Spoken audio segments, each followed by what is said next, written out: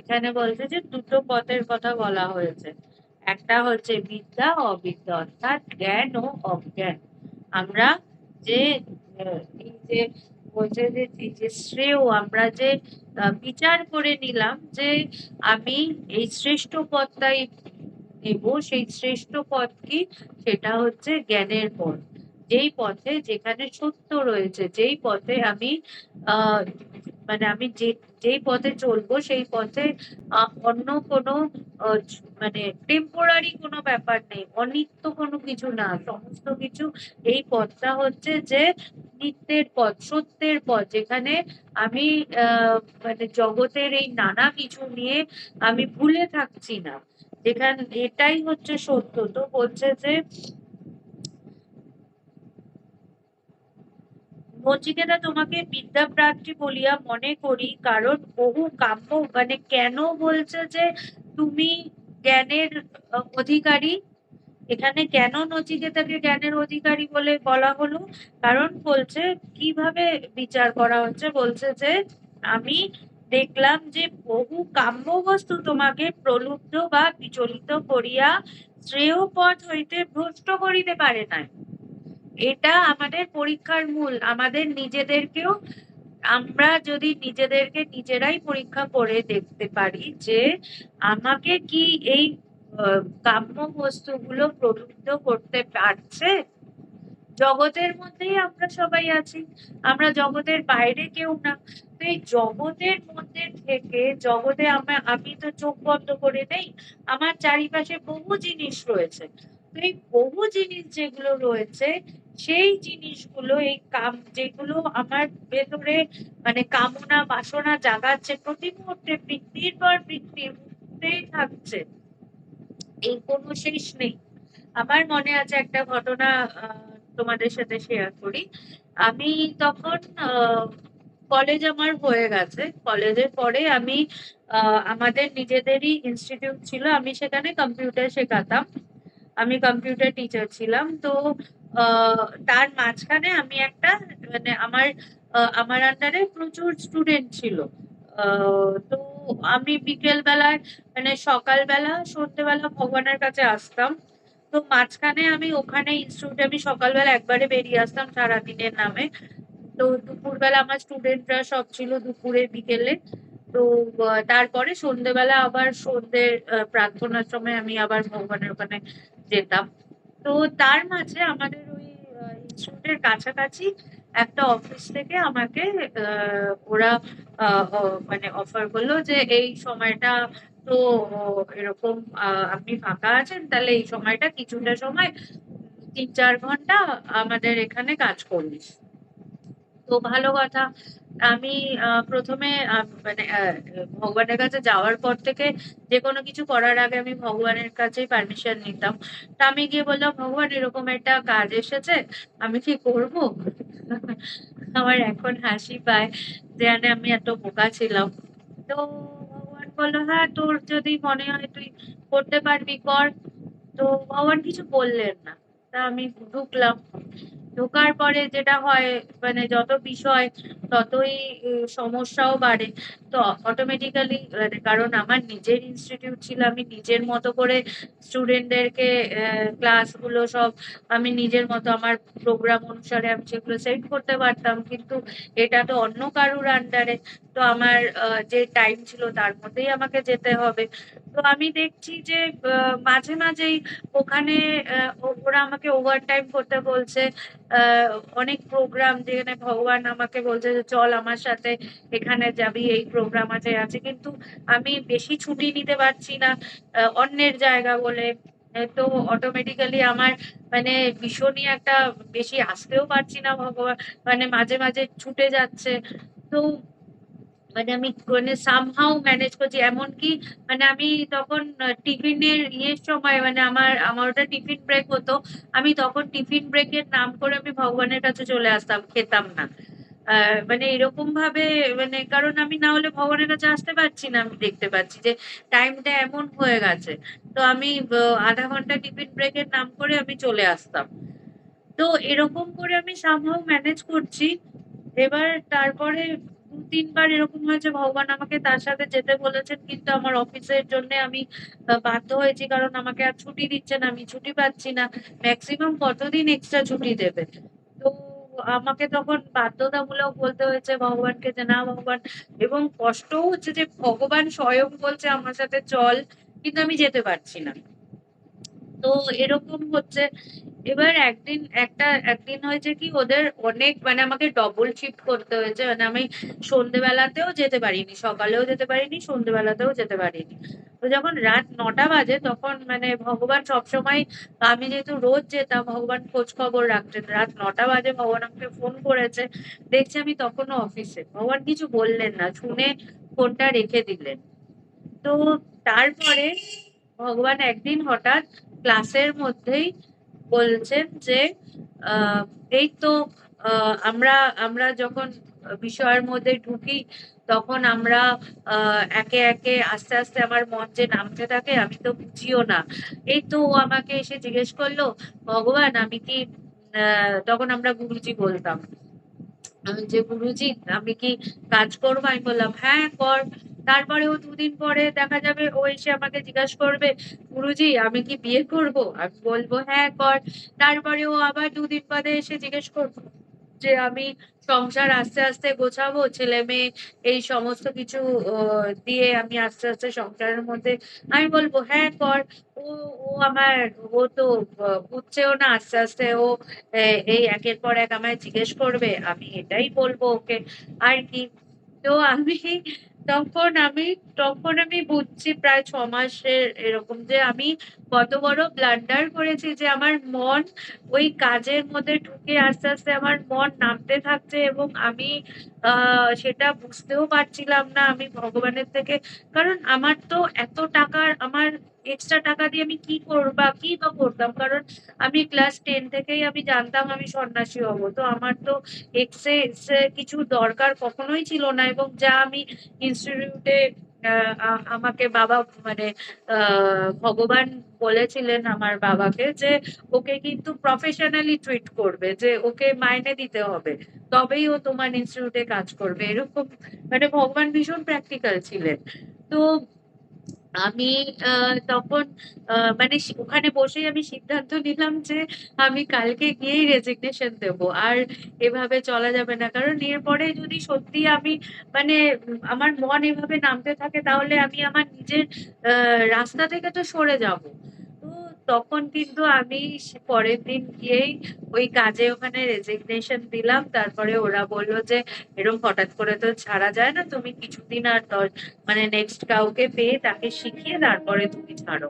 তো আমি তাই করে আমি ওখান থেকে বেরিয়ে এসে আমি বললাম যে আমি আর কোনোদিনও নতুন কোনো বিষয়ে আমি ঢুকবো না। তো এটাই হচ্ছে যে এই যে প্রলোভন, এই প্রলোভন প্রতি মুহূর্তে জগৎ আমাদেরকে দিচ্ছেই। এখন আমার জন্য কোনটা শ্রেষ্ঠ সেটা তো আমাকে বাঁচতে হবে। আমরা বেশিরভাগ মানুষই কিন্তু প্রলোভিত হয়ে যায়, এবং আমি এটা বিচার করে বুঝতে পারি না যে কোনটা আমার জন্য ঠিক, আর কোন বিপথে গেলে আমি ঈশ্বরের থেকে সরে যাব। কারণ আমার প্রাইম বিষয় ছিল ভগবান। তো আমি এই যখন আমি এর মধ্যে ঢুকলাম, আমি আমার অজান্তেই কিন্তু আমি ভগবানের থেকে যে অনেকটা সময় আমার লস হলো, অনেকটা সময় যে আমি সরে গেলাম, সেটা তো আমি প্রথমে বুঝিনি। যখন ক্লাসের মধ্যে ভগবান একদিন ওইভাবে, ভগবান কোনোদিনও ডিরেক্টলি বলতেন না। এমনকি ভগবানের গুরুদেবও ভগবানকে কিন্তু ডিরেক্টলি কখনো বলেননি। ভগবানের একটা চিঠি আছে, যারা বেদান্ত সাধনা বইটা যদি কেউ পড়ে থাকো, সেখানে দেখবে যে ভগবান নাটক করতেন, এবং ভীষণ ভালো নাটক করতেন। তো যখন গুরুদেবের কাছে যাওয়া আস্তে আস্তে শুরু করলেন, নাটকে তার খুব নাম ডাক। মানে he was a very famous director, actor, মানে ভীষণ ভালো। তখন তার নাম ডাক চারিদিকে ছড়িয়ে পড়েছে। তখন কিন্তু গুরুদেব একটা চিঠিতে বললেন যে ঢাকের বদলে নুন পেলাম, ডাক তোমার নুন। যে ওই কথা ভগবান কিন্তু, গুরুদেব কিন্তু ভগবানকে ডিরেক্টলি বলেননি যে তুমি নাম যশের ঢাক, মানে জাস্ট ইনডাইরেক্টলি বলেছে যে আমরা সবাই নাম যশের ঢাক নিয়ে মেতে থাকি। হ্যাঁ সেটা মানে সবাই বাজাচ্ছে, এবং আমাদের সবার খুব ভালো লাগে সেটা। তো এটা কিন্তু ভগবান ডিরেক্টলি বলেনি যে তুমি নাটক ছেড়ে দাও, কারণ নাম যশ তোমার জন্য ঠিক না, তোমার মনকে আধ্যাত্মিকতা থেকে সরিয়ে নিয়ে যাবে, এটা কিন্তু তিনি বলেননি। কিন্তু গুরুদেব ইনডিরেক্টলি বললেন যে নাম যশ আমাদের আধ্যাত্মিক উন্নতির জন্য একদম ঠিক না, এটা আমাদের মনকে আরো বিচলিত করে, আরো মনটাকে নামিয়ে দিতে পারে, তাই জন্যে নাম যশের পেছনে যেও না। তো যেমন গুরুদেব তো ভগবানকে এভাবে বলেছেন, আমাকেও কিন্তু ভগবান ডিরেক্টলি বলেছিলেন যে নাম যশ টাকা পয়সা এর পেছনে আমি যত ছুটবো তত আমি ঈশ্বরের থেকে আরো দূরে যাবো। যতটুকু আমার বেঁচে থাকার জন্য আমার মিনিমাম বেসিক, এখন দেখো প্রত্যেকটা মানুষের প্রায়োরিটি আলাদা হয়। এখন যদি আমার প্রায়োরিটি থাকে কি আমি মানে খুব লাক্সারিয়াস লাইফ লিড করব, তখন সেখানে বহু টাকা আর্ন করা জরুরি। কিন্তু যদি তোমার প্রায়োরিটি থাকে না আমি শুধু ঈশ্বরকে নিয়ে থাকবো, তাহলে তো তোমার অনেক টাকা পয়সা জরুরি না, যতটুকু দরকার ততটুকু হলে হবে। তোমার প্রায়োরিটি অনুসারে তুমি সমস্ত কিছু করবে। তোমাকে সংসার ছেড়ে দিতে বলা হচ্ছে না। ভগবান কিন্তু আমাকে মানে যেহেতু আমার আন্ডারে অনেক স্টুডেন্ট ছিল তাই জন্য আমার সন্ন্যাসের পরেও ভগবান বলেছিলেন যে তুই স্টুডেন্ট গুলোকে ওভাবে ছেড়ে দিস না, তুই সন্ন্যাসের পরেও পড়াতে যাস। কারণ বহু জায়গায় আজকে মিশনেও দেখা গেছে যে অনেক সন্ন্যাসীরা প্রিন্সিপাল, নরেন্দ্রপুর রামকৃষ্ণ মিশন এরকম অনেক মিশনেই আছে যে তারা টিচার প্রিন্সিপাল, তো পড়ানো যেতেই পারতো, কিন্তু আমি পরের দিকে আর পারিনি। কিন্তু ভগবান আমাকে বলেছিলেন, তো আমাকে যে সবকিছু ছেড়ে দিতে বলছেন তা কিন্তু নয়, কিন্তু যেটা আমাকে মিনিমাম যেটুকু দরকার সেটুকু হলেই হলো। বেশি আমরা যখন যাই তখনই বিপদ। তাই এখানে বলছে যে আমার কাম্য বস্তু, বহু কাম্য বস্তু তোমাকে প্রলুব্ধ বা বিচলিত করিয়া শ্রেয় পথ হইতে ভ্রষ্ট করিতে পারে নাই। যে আমাদের বহু কাম্য বস্তু যেগুলো আমাকে ভীষণভাবে এভাবে আমার কামনা বাসনা আমাকে পথভ্রষ্ট করতে পারে, কিন্তু দেখা গেল কি নচিকেতাকে সেই কাম্য বস্তু পথভ্রষ্ট করতে পারেনি। যেহেতু করতে পারেনি সেই শ্রেয় পথেই তিনি রয়েছেন। তিনি যে আত্মজ্ঞান চেয়েছেন, তিনি ঈশ্বরকে বুঝতে চেয়েছেন, সেই পথ থেকে সে এত দৃঢ় সে যে তাকে কিছুতেই সরানো যায়নি। তাই বলছে যে তুমি তাই জ্ঞানের অধিকারী, তুমি তাই এই যে বিদ্যা অবিদ্যা বলছে যে তুমি এই বিদ্যার অধিকারী, বিদ্যা প্রাপ্তি বলিয়া তোমাকে মনে করো।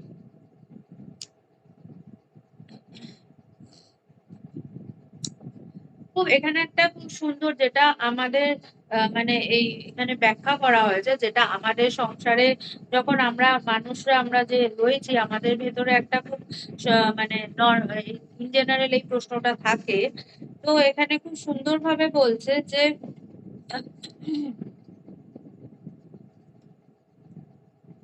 অজ্ঞানী লোকেরা দেহকেই আত্মা বলিয়া মনে করে, দেহ অতিরিক্ত আত্মার ধারণা করিতে পারে না।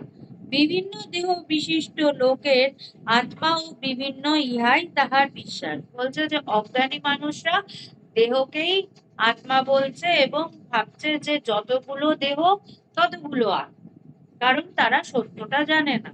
তারা ভাবছে যে এই বিভিন্ন দেহে বিভিন্ন আত্মা। কিন্তু বলছে যে পক্ষান্তরে জ্ঞানী ব্যক্তি জানেন যে জীবের দেহ আত্মা নহে। যে যার জ্ঞান হয়েছে সে জানে যে জীবের, মানুষের, আমাদের দেহ আত্মা নয়। আমি আমি যখন বলছি আমি কে, আমি দেহ, এটা সত্য নয়, আমি আত্মা। আমি আমার আইডেন্টিটি কি, আমি যখন নিজের দেহটাকে দেখাচ্ছি বলছে এটা সত্য নয়। বলছে যে আত্মা দেহ হইতে স্বতন্ত্র এবং দেহ ভিন্ন হইলেও বিভিন্ন দেহে এই আত্মাই বিরাজমান। বলছে এটা দেহ থেকে স্বতন্ত্র হলেও যে আমি আত্মা দেহ নয়, কিন্তু তিনি কিন্তু প্রত্যেকে মানে আমি যদি নিজের আইডেন্টিটি দেখি তো আমি দেখবো যে আমরা সবাই আলাদা আলাদা করে দেহকে স্পেসিফিক্যালি বলার প্রয়োজন না, যখন বলেছে যে ওই এক আত্মাই মুক্ত হচ্ছে। আমরা কিন্তু তখন আমরা বাইরের দিক থেকে যদি বলি তাহলে বলবো আমি তেজময়ীমা, ও অনিতাদি, ও বিরাদি, ও দুলালদা, এভাবে আলাদা আলাদা আলাদা করে আমি নামগুলো বলতে থাকবো। তা কিন্তু এই যে নামগুলো বলছি, নামগুলো বলে আমি নিজে যে পরিচয় দিচ্ছি, পরিচয় দিতে গিয়ে কিন্তু আমার বাইরের পরিচয়টাই দিচ্ছি। কেন? আত্মার কোনো নাম হয় না, বলা হবে না যে সুরেশ ব্যানার্জির আত্মা, এভাবে বলা যাবে না। তেজময়ী মার আত্মা, এভাবে বলা যায় না। তো বলছে যে এই আত্মা সবই এক, বাইরেটা আলাদা হতে পারে কিন্তু ভেতরে আমরা সবাই এক। আমরা বাইরে দিয়ে নামগুলো দিয়ে স্পেসিফিক্যালি আমাদেরকে চিহ্নিত করা হলেও আমরা এই দেহের ঊর্ধ্বে, আমার এই যে স্পেসিফিক্যালি আমি চিহ্নিত করছি, কিন্তু যখন আমি অন্তর্মুখী হব তখন ওই মানে ওই দেহের আত্মা আর এই দেহের আত্মা এভাবে বলা যায় না। ব্যাখ্যা করতে গেলে বলতে হবে যে প্রত্যেকে সেই একই, এই জন্যে আমরা সবাই এক। তো তাই বলছে যে দেহের বিনাশ হইলেও আত্মা বর্তমান থাকে। যে দেহের বিনাশ হতে পারে কিন্তু আত্মার বিনাশ হয় না, আত্মা এক। তবে প্রশ্ন হইতে পারে যে শ্রেয় লাভের নিমিত্ত বিবেকবান ব্যক্তির পক্ষে এই পশু, স্ত্রী, পুত্র আদি সমস্ত বিষয় একেবারে ত্যাগ করা আবশ্যক। এখন প্রশ্ন হচ্ছে যে যেটা আমি মানে যেটা নিয়ে আলোচনা করব, যে এই যে যারা এই শ্রেয় পথকে চুজ করেছে তাদের জন্য কি তাহলে এই পুত্র, সংসার এগুলো তাহলে ত্যাগ করতে হবে? আমাদের কি তাহলে সবকিছু ত্যাগ করে দিতে হবে? যে সংসারে যারা তোমরা সবাই আছো তোমাদেরকে কি সব ত্যাগ করতে হবে যদি তোমরা এই শ্রেয় পথকে চুজ করো, যে ঈশ্বরকে তোমার জানতে হবে, আত্মা কি এটা বোধ করতে হবে, তার জন্য কি তোমায় তাহলে পুত্র, স্ত্রী, সমস্ত বিষয় সবকিছু ত্যাগ করতে হবে? এটা যেটা আমাদের সংসারে যারা থাকে তাদের সবার একটা প্রশ্নই থাকে। বলছে সংসারে বিচরণ করিয়াও ভগবানকে লাভ করা যায় কিনা, নতুবা শ্রেয় লাভার্থীর পক্ষে এই সংসার ত্যাগ করাই একান্ত আবশ্যক। বলছে এই প্রশ্নটাকে আমরা যারা শ্রেয় পথে রয়েছি তাদের জন্য কি সংসারকে ত্যাগ করতেই হবে? এই প্রশ্নের উত্তরে বলা যাইতে পারে যে পরম পুরুষার্থ লাভ করিতে হইলে ত্যাগের যে প্রয়োজন আছে তাহাতে সন্দেহ নাই। যে এই পরম পুরুষার্থ অর্থাৎ এর মধ্যে আর কিছু বিশেষ কিছু হতে পারে না, এটাই মানে পরম। মানে যখন তুমি কোনো অবতার পুরুষ কাউকে যখন বলবে ও যে পরম স্বামী, পরম, সে সবকিছু সে শ্রেষ্ঠ, সবটাই তিনি। যে তাকে পেতে গেলে কি, সেই পরমাত্মাকে বোধ করতে গেলে কি, তাহলে আমাকে ত্যাগ, বলছে হ্যাঁ ত্যাগ তো তোমায় করতে হবে, না হলে ত্যাগ ছাড়া তুমি তাকে পাবে না।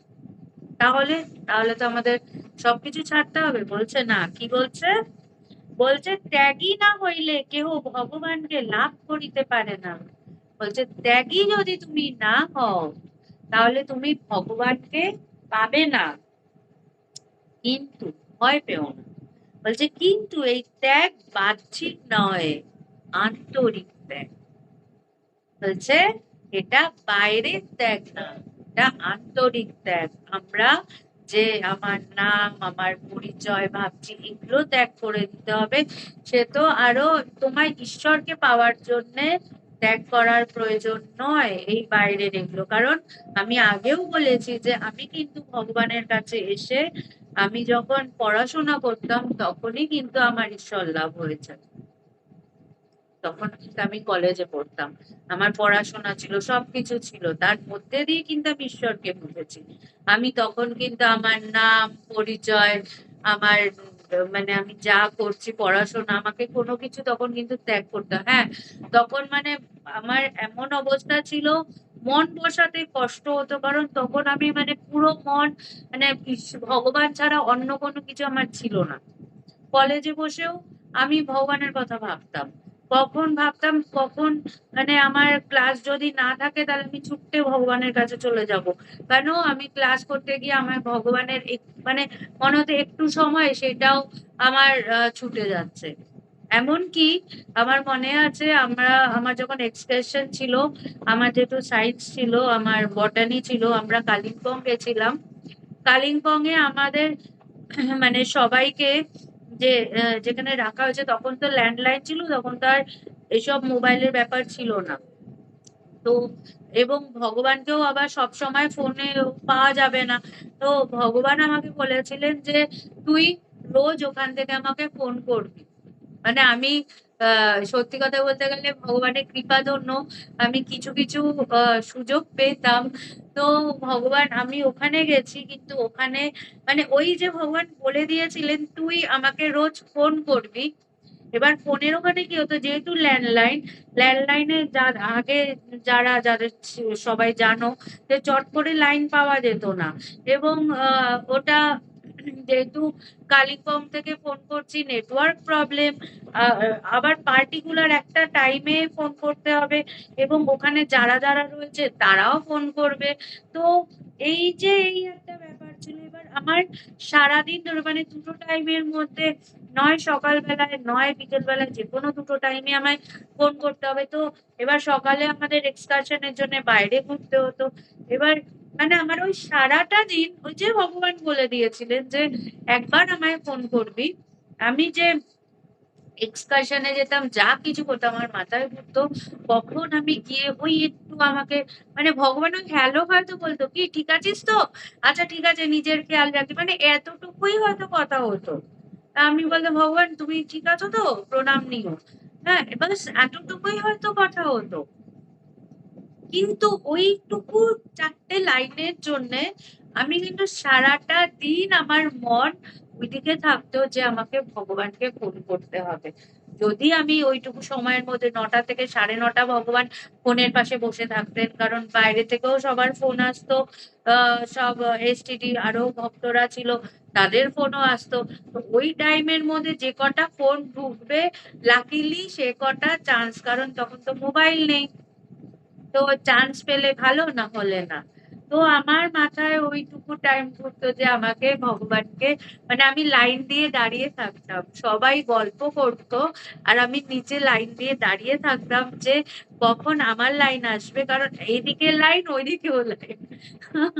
ভাবো আমার কি অবস্থা, মানে এরকম আমার তখন ছিল যে পড়াশোনার মধ্যেও মানে আমি ওখানে কাজ করতে গেছি কিন্তু আমার মনের মধ্যে কিন্তু ভগবান নেই। যেই জন্য বলছে যে যদি তুমি সত্যি ঈশ্বরের প্রতি তোমার ভালোবাসা থাকে না, তুমি এই যে মানুষ বলে আমি সময় পাই না, আমার মন বসে না, আমার নানা কাজ থাকে, কাজ যাই থাকুক না কেন, তুমি যদি ঈশ্বরের প্রতি তোমার ভালোবাসা থাকে তাহলে তুমি ওর মধ্যে থেকেই সময় বার করে নেবে।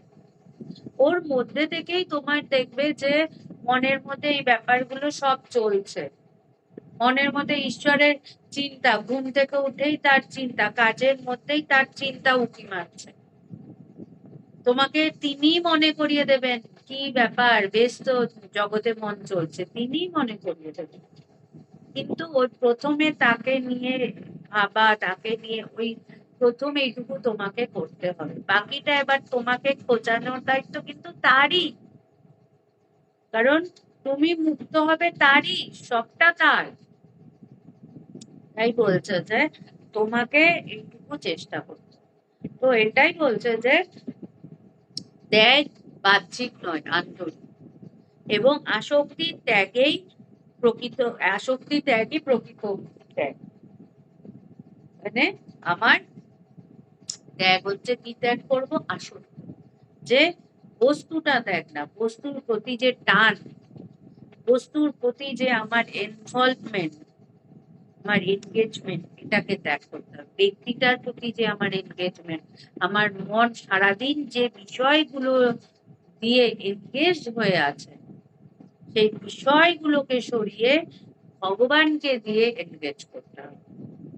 আমাকে এনগেজ রাখতেই হবে মনকে, কিন্তু আমি কি করব, বিষয়টাকে চেঞ্জ করব, যে আমি ভগবানকে দিয়ে আমি এনগেজ হয়ে থাকবো, আমার মনটা যেন ভগবান দ্বারা এনগেজ থাকে, বিষয় দ্বারা।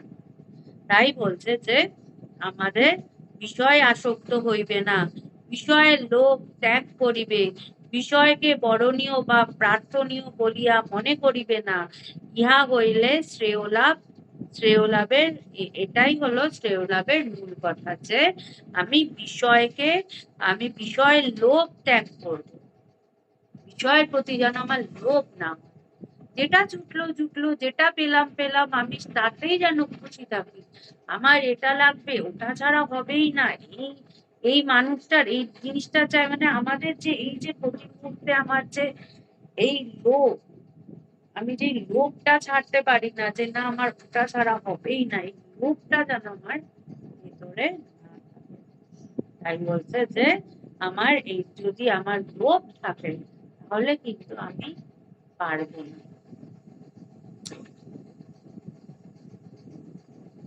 আর একটা শ্লোকের একটু খুব সুন্দর এই জায়গাটা, এটাও একটু তোমাদের শোনাই। বলছে অবিদ্যায় অবিদ্যায় অন্তরে বর্তমান স্বয়ং হীরা पंडितम मन्य मान दंद्रा मान पर्यन्ति मूढ़ा अंधै नैव नियमाना यथान्धा। বলছে কি, যে সকল মূঢ় ব্যক্তি অজ্ঞানে আচ্ছন্ন থাকিয়াও আপনাদিগকে বুদ্ধিমান ও পণ্ডিত বলিয়া অভিমান প্রকাশ করে, তাহারা অন্ধের দ্বারা চালিত অপর অন্ধের ন্যায় নানা কুটিল পথে এদিকে ওদিকে ঘুরিয়া বেড়ায়, কখনো গন্তব্যস্থলে পৌঁছাতে পারে। যে কি, একজন অন্ধ যদি আরেকজন অন্ধকে পথ দেখায় তাহলে কি হবে? খুব সুন্দর এই শ্লোকটা, যে অন্ধ আর একজন অন্ধকে পথ দেখাচ্ছে, সে নিজেই তো রাস্তা জানে না, সে তোমাকে কিভাবে পথ দেখাবে? সেই তোমায় পথ দেখাতে পারবে যে পথটা চেনে, তুমি তার হাত ধরো। আমরা সবাই কার হাত ধরে আছি? আমরা পরিবার পরিজনে যাদের হাত ধরে আছি তারা নিজেরাই তো রাস্তা জানে না, তারা আমাকে সঠিক পথ কি করে দেখাবে? আমাকে তার হাত ধরতে হবে। হ্যাঁ, আজকাল তো সবাই বলবে গুগল আছে, কিন্তু গুগলও গন্ডগোল করে, গুগলও কিন্তু ভুলভাল রাস্তা দেখিয়ে দেয়। তাই জন্য বলছে গুগলের ওপরেও কে আছে, গুগল কে বানিয়েছে, তাকে কে বানিয়েছে? যে সর্বশ্রেষ্ঠ, যে সবার ওপরে, তুমি তার হাত ধরো। আমরা এই ভায়া মিডিয়া ধরলে সেও পৌঁছে যাবে নর্দমায়, আমাকে নিয়ে একসাথে ডুববে। তাই বলছে যে যে বুড়ো ব্যক্তি, যে অজ্ঞানে আচ্ছন্ন হয়ে আছে, যার ভেতরে বিষয় চিন্তা অজ্ঞানতায় ভর্তি, সে আর যাই হোক, সে কখনো বুদ্ধিমান বা পণ্ডিত বলে নিজেকে যখন মানে সে অজ্ঞানতায় ভর্তি, কিন্তু কি করছে, সে নিজেকে পণ্ডিত বা বুদ্ধিমান ভেবে সে কি করছে, তার ভেতরে অহংকার আসছে। এদিকে আমার ভেতরে অজ্ঞানতা, আমি জানি না সঠিক পথ, কিন্তু আমি নিজেকে ভাবছি আমি বিশাল জ্ঞানী। আমি দেখতাম মানুষজন যারা ভগবানের কাছে আসতেন তারা বলতেন যে আমি আপনার কৃপা পেতে এসেছি। কৃপা পেতে এসে ভগবানও তেমনি, ভগবানও তো পরীক্ষা তো তোমাকে নেবেই। কেউ তার এমনি এমনি, যেমন এখানেও নচিকেতা যমরাজ নচিকেতার পরীক্ষা নিয়েছে, পরীক্ষা তো গুরু নেবে। তিনি কি করতেন, তিনি একটু বুঝিয়ে দিতেন, হ্যাঁ আপনি কি করেন, কোথা থেকে এসছেন, বা আপনার তো মানে ভগবান এমন, আমরা না শুধু অবাক হয়ে দেখতাম যে মানে ভগবান তার সামনে এত মানে বিনয়ী ভাবে, যে মানে তুমি জ্ঞানী, মানে এক একজন ধরুন আসতো অনেক জ্ঞানী, যেমন ধ্যানেশ নারায়ণ চক্রবর্তী এসেছিলেন, তিনি বিশাল জ্ঞানী পণ্ডিত মানুষ ছিলেন, কিন্তু তিনি আবার তিনি কিন্তু ভগবান সম্বন্ধে খুব ভালো কথা বলে গেছিলেন। কিন্তু আবার তাকে যে নিয়ে এসেছিল তিনি আবার নিজেকে বিশাল পণ্ডিত মনে করতেন ভগবানকে, মানে তিনি এলে না আমরা সবাই ভাবতাম ইস ভগবান মানে এত চড়ায় বেদান্তের কথা বলছে, আর তিনি এসে নিজের কথা, তিনি এসব বই টই লিখতেন, তো তিনি এসে নিজের কথা এত বলতেন যে ভগবান ওখানে থেমে যেতেন, বলে না যে সবার সামনে ভাব খোলে না। তো ওই যখন কেউ ওই ভগবানটাকে খোঁচা দিতেন যে হ্যাঁ আপনি সত্যি তো, আপনি এত বই লিখেছেন, এত দারুণ আপনার প্রতিভা, খুব সুন্দর, ভগবান তো প্রত্যেককে প্রশংসা করতেন, তারও প্রশংসা করতেন সেই মানুষটার। তা আমরা যারা জানতাম আমরা তো ভগবানের সামনে চুপ হয়ে যেতাম, ভগবান যতই প্রশংসা করুক যাই বলুক আমরা একটা কথাও বলতাম না। কিন্তু যারা বসতো না, যারা তার মধ্যে পা দিত, তারা তো প্রশংসায় আপ্লুত হয়ে তারাও বলা শুরু করতো হ্যাঁ ভগবান আমি এটা লিখেছি ওটা লিখেছি এই করছি বাস। তো তিনি তার অহংকার ব্যাখ্যা করা শুরু করতেন, ব্যাস তখন আর ভগবান তো চুপ। ভগবান আমরা ভাবছি এ কি, ভগবানের আধা ঘন্টা সময় এত দামি, ভগবান ওই আধা ঘন্টায় কত দামি দামি হয়তো কথা বলতো, কিন্তু সে মানুষটা তো শুনতে আসেনি, সে মানুষটা শোনাতে এসছে যে দেখো আমি কত দামি। তখন কিন্তু আর ভগবান কিছু বলতেন, তিনি শুনিয়ে শুনিয়ে চলে যেতেন। আর ভগবানও তখনও ঠিক আছে আজকে উঠি বলে ভগবান উঠে যেতেন। আর আমরা তখন ভাবতাম ও কি বোকা, ভগবানের দর্শন পেলো কিন্তু ভগবানের কথা বুঝলো না। তাই জন্যই বলছি জানবে যে ভগবানের দর্শন যারা পেয়েছে তারাই যে শুধু লাভবান হয়েছে তা কিন্তু নয়। এই যারাই পণ্ডিত মূর্খ তারা কিন্তু দর্শন পেয়েও লাভবান হতে পারে না। কিন্তু যারা প্রকৃত জ্ঞানী, পণ্ডিত এবং জ্ঞানীর মধ্যে পার্থক্য আছে। পাণ্ডিত্য থাকলে হবে না, তাকে বুঝতে হবে যে জ্ঞানী, যে সত্য জানতে চায়, যার আগ্রহ আছে, যার ভেতরে কোয়েস্ট আছে, যার ভেতরে খিদে আছে, সে খুঁজবে, সে পাগলের মতো সে পড়ে থাকবে, যত যাই হোক না কেন সে পড়ে থাকবে, সে ছাড়বে না। ভগবানও কিন্তু ঠিক তাকে দেখে তাকে কিন্তু যেটা যেটুকু বলার, অনেক কথা বলার তো প্রয়োজন নেই, এই যে আমরা আজকে আধা ঘন্টা ধরে যে আলোচনা করছি তার মধ্যে থেকে জিনিসটুকু আমরা যদি কেউ নেই, নিয়ে সেটাকে নিয়ে আমি ভাবতে থাকি সেটুকুই যথেষ্ট। সব কথা মনে রাখার দরকার নেই, মেন জিনিসটা যেটা দরকার। এখানে আজকে আমরা এত কথার মধ্যে কি বললাম যে প্রথম কথা হচ্ছে যে তার হাত ধরো যে নিজেই যেই রাস্তায় চলেছে, যে নিজে জানে রাস্তাটা তার হাত ধরো, যে রাস্তা জানে না যে অজ্ঞানী তার হাত ধরো। আর কি বলছে যে কি, যে তোমায় প্রলোভন দেখানো হবে, পৃথিবীতে বহু মানুষ তোমাকে প্রলুব্ধ করবে, কিন্তু তুমি জানো তোমার জন্য কোনটা শ্রেয়। তুমি যদি শ্রেয় পথটা অবিচলিত হয়ে শক্ত করে ধরে থাকতে পারো, তাহলে মানুষ অনেক কিছু বলবে, অনেক কিছু হবে, তুমি দেখবে তুমি ঠিক এক সময় গন্তব্যস্থলে পৌঁছে গেছো। আর যদি তুমি সেটা না করো, তুমি যদি সহজেই মানুষ দ্বারা বিচলিত হয়ে যাও, লোভে পড়ো, আসক্তের লোভ, এটা যদি তুমি ছাড়তে না পারো, যে কথাটা বললো যে বাহ্যিক ত্যাগ নয় আন্তরিক ত্যাগ, যদি এইটা করতে পারো, আসক্তি ত্যাগ করতে পারো, লোভে না পড়ো, তাহলে তুমি ঠিক এক সময় দেখবে যে ওই যিনি জ্ঞানী সে তোমার হাত ধরে তোমায় নিয়ে গেছে। তোমায় অন্য কারুর হাত ধরতে হবে না। কেন বলছে যে অন্ধের হাত ধরলে তুমি, সে নিজেও রাস্তা জানে না, তোমাকেও ভুল রাস্তায় নিয়ে যাবে। তাই জ্ঞানীর হাত